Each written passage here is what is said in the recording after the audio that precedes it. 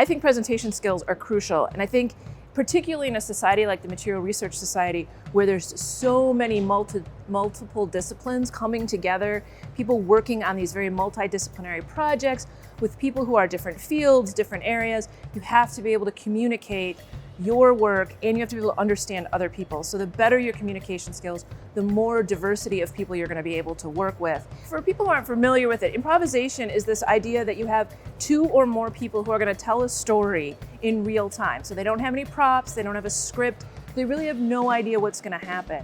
And so practicing the skills of being able to do that helps you respond quickly in real time. Students often talk about being able to think on their feet.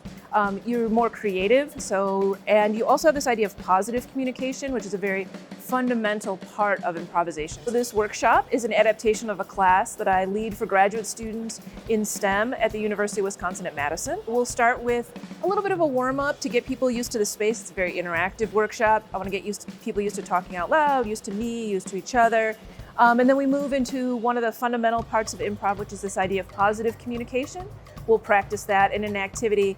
And then we'll spend the last half of the workshop having the attendees work in small groups to develop an elevator pitch, which is designed to be a short description of their research that sparks additional conversation that they can use throughout the meeting. A success story I can tell you from my class, I had a student in my class who gave a talk for an entrepreneurial conference. And so he went in front of this group. It was the largest audience he'd ever spoken in front of. It was like 300 people. And as he went to start his presentation, his slides cut out. They stopped working.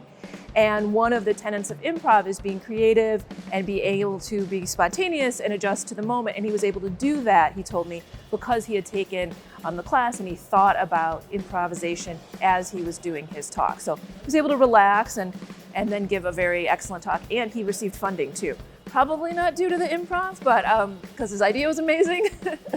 But I was glad he was able to do that.